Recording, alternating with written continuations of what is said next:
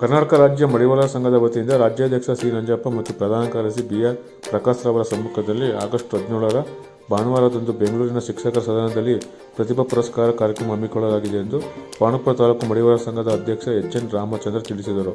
ತಾಲೂಕಿನ ಮಡಿವಾಳ ಸಮುದಾಯದಲ್ಲಿ ಎಸ್ಎಸ್ಎಲ್ಸಿಯಲ್ಲಿ ಶೇಕಡ 70 ಮತ್ತು ದ್ವಿತೀಯ ಪಿಯುಸಿಯಲ್ಲಿ ಶೇಕಡ 80ಕ್ಕಿಂತ ಅಧಿಕ ಅಂಕ ಪಡೆದು ತೇರ್ವುಗಳ ಹೊಂದಿದ್ದ ವಿದ್ಯಾರ್ಥಿಗಳಿಗೆ ರಾಜ್ಯ ಮಟ್ಟದ ಪ್ರತಿಭಾ ಪುರಸ್ಕಾರ ಕಾರ್ಯಕ್ರಮಕ್ಕೆ ಅರ್ಜಿ ಆಹ್ವಾನಿಸಲಾಗಿದೆ. ವಿದ್ಯಾರ್ಥಿಗಳು ಆಗಸ್ಟ್ 5ರ ಒಳಗಾಗಿ ಅರ್ಜಿ ಸಲ್ಲಿಸಬೇಕೆಂದು ಅವರು ತಿಳಿಸಿದರು. ಈ ವೇಳೆ ಸಂಘದ ಪ್ರಧಾನ ಕಾರ್ಯದರ್ಶಿ ಮಹಾದೇವ್, ಪದಾಧಿಕಾರಿಗಳಾದ ಕೋಡಾಳ ಯೋಗಶೆಟ್ಟಿ, ಶಿವಕುಮಾರ್, ಅಷ್ಟಳಿ, ರಘು ಇತರರಿದ್ದರು. ಆ ರೀತಿಯಾಗಿ ನಮ್ಮ ಪಾಂಡವಪುರ ತಾಲೂಕಲ್ಲೂ ಸಹ ಈವರೆಗೆ 12 ಮಕ್ಕಳುಗಳು ಪ್ರತಿಭಾ ಪುರಸ್ಕಾರಕ್ಕೆ ಅರ್ಜಿಯನ್ನು ಸಲ್ಲಿಸಿರ್ತಾರೆ.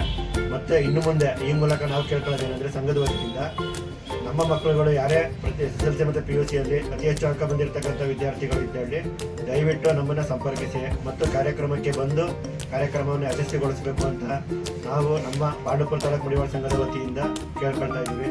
ಮತ್ತು ಈ ಒಂದು ಸುದ್ದಿ ಪ್ರಸಾರದ ಸಂದರ್ಭದಲ್ಲಿ ನಮ್ಮ ಕಾರ್ಯದರ್ಶಿಯಾದಂಥ ಮಾದೇವಣ್ಣನವರು, ಮತ್ತು ನಮ್ಮ ಕೊಡಾಲ ಯೋಗೇಶಣ್ಣನವರು, ಮತ್ತು ನಮ್ಮ ಶಿವಕುಮಾರ್ ಅವರು, ಮತ್ತು ನಮ್ಮ ಅಟ್ಟಳ್ಳಿ ರಘು ಅವರು ಎಲ್ಲರೂ ಸೇರಿ ನಾವು ಈ ಒಂದು ಪ್ರಚಾರವನ್ನು ಮಾಡ್ತಾ ಇದ್ದೀವಿ. ಎಲ್ಲರೂ ದಯವಿಟ್ಟು ಕಾರ್ಯಕ್ರಮಕ್ಕೆ ಬನ್ನಿ ಮತ್ತು ಯಾರೇ ಮಕ್ಕಳುಗಳು SSLC PUC ಮಕ್ಕಳುಗಳಿದ್ರು ದಯವಿಟ್ಟು ಮಾಹಿತಿ ತಿಳಿಸಿ ಅಂತ ಈ ಮೂಲಕ ಕೇಳ್ಕೊಳ್ತಾ ಇದ್ದೀವಿ. ಎಲ್ರಿಗೂ ಒಳ್ಳೆಯದು. ನಮಸ್ಕಾರ. ನಮ್ಮ ಪಾಂಡವಪುರ ತಾಲೂಕು ಮಡಿವಾಳರ ಸಂಘದ ವತಿಯಿಂದ ಈ ಮೂಲಕ ತಿಳಿಸಿದೆ. ನಮ್ಮ ಕರ್ನಾಟಕ ರಾಜ್ಯ ಮಡಿವಾಳರ ಸಂಘದ ವತಿಯಿಂದ ಇದೇ 8ನೇ ತಿಂಗಳು 17ನೇ ತಾರೀಕು ಭಾನುವಾರ ಏನೊಂದು ಪ್ರತಿಭಾ ಪುರಸ್ಕಾರ ಕಾರ್ಯಕ್ರಮ ಇದೆ.